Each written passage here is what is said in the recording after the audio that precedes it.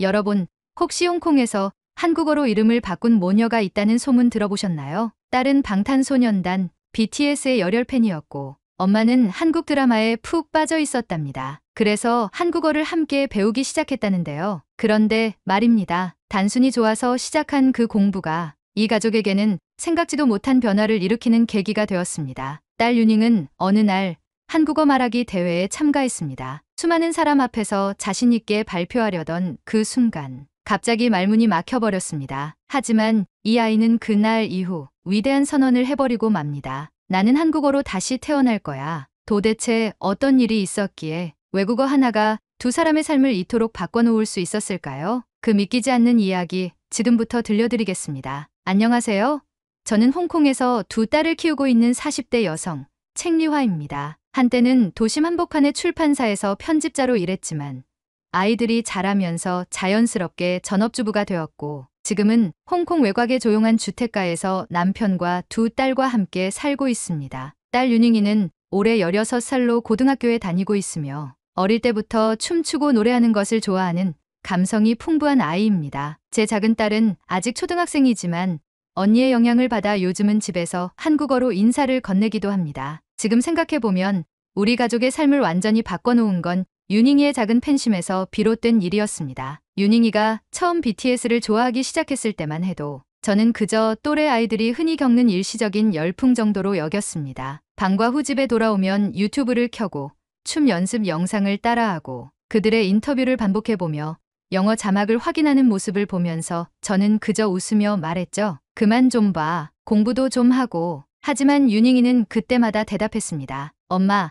이건 그냥 팬질이 아니에요. 이 사람들 덕분에 내가 더 열심히 살고 싶어졌어요. 처음엔 그 말이 무슨 뜻인지 잘 몰랐습니다. 아이돌을 보며 어떻게 삶의 방향이 바뀐다는 건지. 그러나 그 아이의 눈빛은 진심이었고 어느 순간 저도 그 마음에 끌려 함께 BTS의 세계에 발을 들이게 되었습니다. 함께 드라마를 보기 시작한 것도 그 무렵이었습니다. 딸이 추천한 드라마는 늘 한국 드라마였고 자막을 따라가다 보면 자연스레 몇몇 단어들이 귀에 익숙해졌습니다. 괜찮아요. 정말요.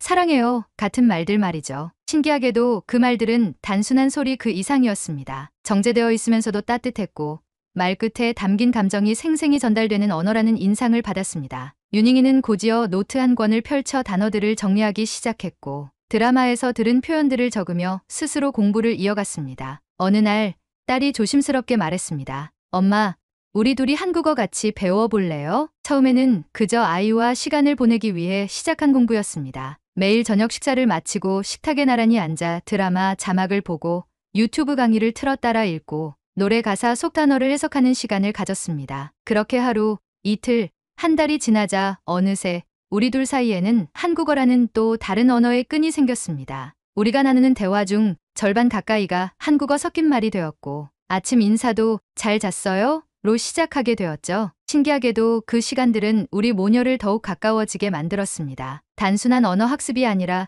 서로를 이해하고 응원하는 시간이었기 때문입니다. 그러던 중 유닝이 학교에서 중요한 소식을 들고 왔습니다. 바로 홍콩 대학 입학시험 제2외국어 과목에 한국어가 포함된다는 발표였습니다. 당시 학교에서는 일본어와 프랑스어가 일반적인 선택이었지만 이 소식 이후 한국어에 대한 관심이 폭발적으로 증가했고 아이들 사이에서는 한국어 반이 빨리 마감된다는 말까지 돌 정도였습니다. 유닝이는 그 소식을 듣자마자 저에게 말했습니다. 엄마, 나 이 기회로 한국어 더 열심히 해볼래. 그냥 팬이 아니라 진짜 이 언어를 내 것으로 만들고 싶어. 저는 망설임 없이 고개를 끄덕였습니다. 그 아이의 눈빛은 단순한 관심이 아니라 열망이었기 때문입니다. 하지만 학습의 길은 생각보다 험난했습니다. 발음은 물론이고 받침 하나만 잘못 써도 의미가 달라지는 한국어의 복잡한 구조는 유닝이에게 적잖은 도전이었습니다. 특히 말하기는 큰 장벽이었습니다. 머릿속으로는 문장이 떠오르는데 입 밖으로 꺼내려면 자꾸만 발음이 꼬였고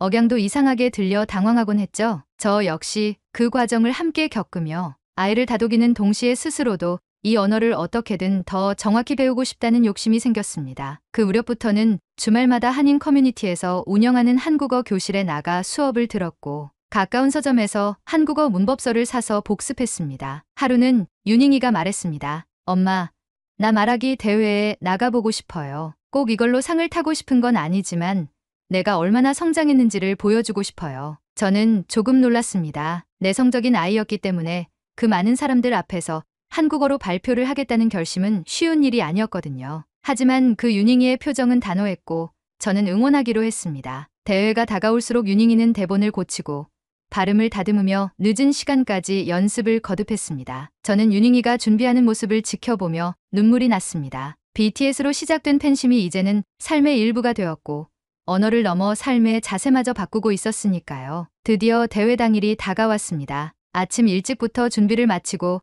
행사장에 도착한 우리는 입구에 들어서자마자 수십 명의 학생들과 학부모들, 심사위원들 사이에서 묘한 긴장감을 느꼈습니다. 윤잉이는 무대 순서를 기다리며 혼잣말로 대사를 되뇌었고 저는 그 옆에서 조용히 손을 잡아주었습니다. 그리고 마침내 이름이 호명되었고 윤잉이는 무대 중앙으로 나섰습니다. 박수가 멈추고 조명이 쏟아지는 순간 저는 마음속으로 조용히 빌었습니다. 괜찮아, 윤잉아. 내가 얼마나 노력했는지 엄마는 다 알아. 그런데 그 순간 예상치 못한 일이 벌어졌습니다. 첫 문장을 말한 뒤 윤잉이의 눈빛이 흔들렸습니다. 그리고 그대로 말이 멈췄습니다. 무대 위에 침묵이 길어질수록 관중석의 정적도 깊어졌고 저는 숨이 막힐 듯 했습니다. 딸은 입술을 깨물며 무언가를 떠올리려 했지만 문장은 머릿속에서 희미해졌는지 입 밖으로 나오지 않았습니다. 시간이 멈춘 듯한 그 순간 제 눈앞에 있는 아이는 세상에서 가장 작고 외로운 사람처럼 보였습니다. 저는 자리에서 살짝 몸을 앞으로 기울이며 무대 위 딸을 향해 조용히 속삭였습니다. 괜찮아, 윤잉아. 엄마가 보고 있어. 넌 잘할 수 있어. 그 순간 아이의 눈에 반짝이는 무언가가 스쳤고 깊은 숨을 한번 들이쉰 뒤 다시 첫 문장을 꺼내기 시작했습니다. 목소리는 약간 떨렸지만 분명하고 또렷하게 들렸습니다. 관중석에 앉아있던 저는 순간 눈물이 핑 돌았습니다. 저 아이가 얼마나 긴장했는지를 알고 있었기에 그 용기를 내는 모습이 너무도 대견했습니다. 윤잉이는 마치 긴 터널을 빠져나온 듯 한 문장 한 문장을 조심스럽게 그러나 점점 확신에 찬 어조로 이어갔습니다. 저는 홍콩에서 온 윤잉입니다. 오늘은 제가 한국어를 배우면서 느낀 특별한 감정에 대해 이야기하고 싶습니다. 순간 객석에서 작은 박수가 흘러나왔습니다. 그녀는 고개를 끄덕이며 그 반응을 받아들였고 이후에는 마치 자신이 평소 집에서 연습하던 그 분위기를 무대 위에 그대로 가져온 듯한 느낌이 들 정도로 자연스러웠습니다. 그녀는 BTS를 좋아하게 된 계기, 가사 속에 담긴 한국어 표현이 얼마나 따뜻하고 섬세했는지, 그리고 그 언어를 이해하기 위해 시작된 여정이 어떻게 자신에게 새로운 삶의 방향을 제시했는지를 진솔하게 이야기했습니다. 저는 처음에 한국어가 너무 어려웠습니다. 받침이 많고 발음도 헷갈리고 무엇보다 자신감이 없었습니다. 하지만 어느 날 엄마가 말했습니다. 실수해도 괜찮아. 중요한 건 내가 그 언어를 얼마나 사랑하느냐야. 그 말을 듣고 저는 용기를 냈습니다. 그리고 오늘 여기까지 올 수 있었습니다. 그 말을 전하는 그녀의 목소리에는 눈물기가 살짝 배어 있었고 저도 그 순간 눈시울이 붉어졌습니다. 무대 앞쪽에 앉아있던 한 심사위원은 고개를 끄덕이며 메모를 했고 어떤 어머니는 자신의 아이를 바라보며 미소를 지었습니다. 그날의 윤잉은 단지 한 명의 학생이 아니라 언어를 통해 삶을 바꾸고자 하는 모든 이들의 대표처럼 느껴졌습니다. 저에게 한국어는 단순한 외국어가 아닙니다. 그것은 저에게 새로운 자신감을 준 언어이고 또 다른 나를 만들어준 희망의 언어입니다. 감사합니다. 마지막 인사를 하고 고개를 숙이자 객석 전체가 박수로 가득 찼습니다. 저는 일어날 뻔한 몸을 억지로 눌러 앉았고 그 박수 소리에 윤잉이의 입꼬리가 천천히 올라가는 것을 보았습니다. 그 미소는 정말 오랜만에 보는 순수한 기쁨이 담긴 표정이었습니다. 그 순간만큼은 우리 둘 다 세상의 어떤 평가도 점수도 필요하지 않았습니다. 우리는 이미 우리 스스로에게 큰 상을 준 셈이었으니까요. 무대에서 내려온 윤잉이는 제게 달려와 안겼습니다. 아무 말도 하지 않고 한참을 아는 채로 있었습니다. 저는 그녀의 등을 두드리며 속삭였습니다. 잘했어. 정말 잘했어. 엄마는 내가 너무 자랑스러워. 그녀는 고개를 끄덕이며 말했습니다. 엄마, 나 이 순간을 평생 잊지 않을 거야. 진짜로 한국어가 나를 바꿨어요. 대회가 끝난 후 우리는 함께 근처 카페에 들렀습니다. 여느 때 같았으면 윤잉이가 좋아하는 디저트를 고르며 잔뜩 신이 났겠지만 그날 윤잉은 조용히 따뜻한 차 한 잔만을 주문했습니다. 자리에 앉자마자 그녀는 컵을 감싸 안고 말했습니다. 엄마,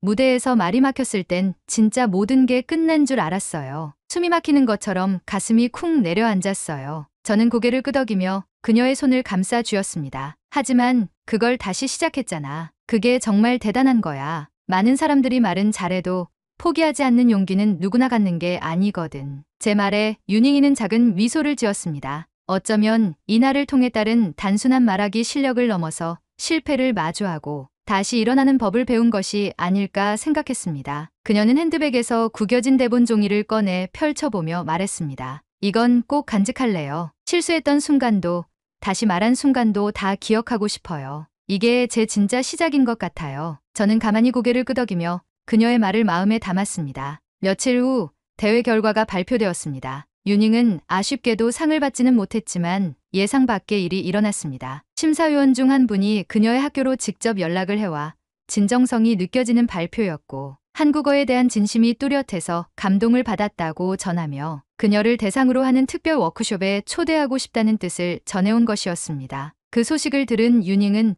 잠시 아무 말 없이 앉아 있더니 조용히 눈물을 흘렸습니다. 이번엔 아쉬움의 눈물이 아니라 그간의 노력과 감정이 인정받았다는 안도감에서 흘러나온 눈물이었습니다. 저는 그 옆에 앉아 그녀의 등을 토닥이며 말했습니다. 이게 바로 너의 진심이 만들어낸 결과야. 점수보다 더 큰 상이야. 이건. 그날 저녁 우리 가족은 작게나마 윤잉의 도전을 축하하는 저녁 식사를 했습니다. 작은 케이크 하나에 초를 꽂고 남편과 작은 딸까지 함께 박수를 치며 그녀에게 말했습니다. 윤잉아, 아니 윤하야, 정말 자랑스러워. 그 순간 윤잉은 머뭇거리다 조용히 말했습니다. 사실 나 한국 이름 짓고 싶어요. 오늘 무대에서 느꼈어요. 진짜 내가 한국어로 다시 태어난 것 같았어요. 그래서 빛날 윤, 빛날 하, 윤하라는 이름 나에게 어울릴 것 같아요. 저는 잠시 말을 잃었습니다. 그 아이가 이 언어를 단지 도구로 배우는 것이 아니라 삶의 일부로 받아들였다는 사실이 너무 벅차게 다가왔기 때문입니다. 그리고 그 순간 제 마음속에도 문득 하나의 생각이 떠올랐습니다. 나도 한국 이름 하나 가져볼까 라는 다소 낯선 그러나 왠지 따뜻한 상상이었습니다. 그날 밤 아이가 잠든 후 혼자 조용히 책상에 앉았습니다. 인터넷 브라우저를 열고 한국 이름 뜻, 여자 이름 추천 같은 단어를 검색했습니다. 누군가는 장난처럼 여길 수도 있겠지만 저는 진지했습니다. 그저 발음이 예쁜 이름이 아니라 나라는 사람의 마음을 담을 수 있는 내 인생의 한 장을 새로 열 수 있는 그런 이름을 원했습니다. 수많은 이름이 화면에 떠올랐고 그중 유독 제 마음에 닿은 단어가 있었습니다. 화영, 꽃화, 뛰어날 영, 다정하고 따뜻하며 사람들 사이에서 빛나는 존재. 뜻을 읽는 순간 마음속에서 작고 조용한 울림이 느껴졌습니다. 리화, 화영, 발음은 비슷하지만 느낌은 사뭇 달랐습니다. 왠지 이 이름을 부르면 더 부드러워질 것 같았고 제 인생에 새로운 색이 입혀질 것만 같았습니다. 다음 날 조심스럽게 딸에게 말했습니다. 윤아야, 엄마도 이름 하나 지어봤어. 화영이라고. 어때? 아이는 깜짝 놀란 눈으로 절 보더니 환하게 웃었습니다. 엄마, 진짜 예뻐요. 어울려요. 진짜 화영 같아요. 그 한마디에 저도 덩달아 웃음이 나왔고 그날부터 아이는 절 화영 엄마라고 부르기 시작했습니다. 이름을 갖는다는 건 생각보다 깊은 일이었습니다. 매일 아침 거울 앞에 서서 화영이라는 이름을 스스로에게 말해보았습니다. 처음에는 어색했지만 몇 번이고 되뇌다 보면 그 이름 안에 있는 따뜻함이 제 마음에 닿는 것을 느꼈습니다. 마치 한국어를 배우며 처음 사랑해요 하는 단어를 입에 담았을 때처럼요. 단어는 입에서 나오는 것이지만 이름은 마음에서 우러나오는 거라는 걸 처음으로 깨달았습니다. 이름을 정한 건 감정이었지만 진짜 바꾸는 건 현실의 문제였습니다. 윤아가 엄마, 우리 진짜 개명 신청해볼까? 하고 말했을 때 저는 잠깐 망설였습니다. 단지 마음만으로 되는 일이 아니라는 걸 알고 있었기 때문입니다. 하지만 우리 둘 모두 그 이름을 너무나도 진심으로 받아들이고 있었고 더 이상 망설이면 언젠가 이 다짐이 흐려질 것 같았습니다. 그래서 우리는 진짜로 이름을 바꾸기 위한 절차를 알아보기 시작했습니다. 홍콩에서 합법적으로 이름을 바꾸는 것은 생각보다 복잡한 과정이었습니다. 먼저 개명을 신청할 이유를 명확히 서면으로 제출해야 했고 법원의 심사를 통과해야 했습니다. 저와 윤아는 우리가 왜 한국 이름을 갖고 싶은지를 성실히 적었습니다. 한국어는 우리 가족의 삶을 바꿔주었습니다. 이제는 단순한 언어가 아니라 우리의 정체성을 표현하는 중요한 도구입니다. 이 이름을 통해 우리는 우리가 진심으로 사랑하는 문화와 연결되고 싶습니다. 그렇게 진심을 담아냈지만 서류를 접수하면서도 걱정은 떨칠 수 없었습니다. 사람들이 이해해줄까? 이상하게 보지 않을까 하는 두려움이 있었거든요. 법원 심사는 서면, 검토 후 연담을 동반하는 방식이었습니다. 저는 제 차례가 되어 판사 앞에 앉자 손에 땀이 날 정도로 긴장됐습니다. 판사는 서류를 훑어보더니 고개를 들고 물었습니다. 왜 꼭 한국 이름이어야 하죠? 저는 심호흡을 한번 하고 천천히 말했습니다. 제 딸과 저는 함께 한국어를 공부해왔고 그 과정을 통해 한국 문화와 깊은 정서적 유대감을 느끼게 되었습니다. 한국어를 사용하는 시간이 점점 늘어나면서 저희 가족은 마치 또 하나의 삶을 살아가는 느낌을 받고 있습니다. 저희에게 이 이름은 단순한 외국 이름이 아니라 또 다른 정체성의 상징입니다. 제 말에 판사는 잠시 생각에 잠긴 듯하다가 조용히 고개를 끄덕였습니다. 며칠 뒤 법원으로부터 개명허가 통지서를 받았을 때 우리는 서로를 꼭 안았습니다. 유나는 자신이 유나라는 이름을 이제 당당히 말할 수 있다는 사실에 감격해했고 저는 화영이라는 이름을 손에 쥐고 거울 앞에 섰습니다. 이름을 한번 또박또박 말해봤습니다. 안녕하세요. 저는 화영입니다. 말 그대로 가슴 깊이 울림이 전해졌습니다. 하지만 이름을 바꾸고 나서 겪은 어려움도 없지 않았습니다. 친척이나 친구들 중 몇몇은 왜 굳이 한국 이름을 이라며 이해하지 못하는 반응을 보이기도 했습니다. 심지어 어떤 이는 이름이 너무 낯설어서 부르기 어렵다고 했고 어떤 친구는 농담처럼 너 이제 한국 사람이야?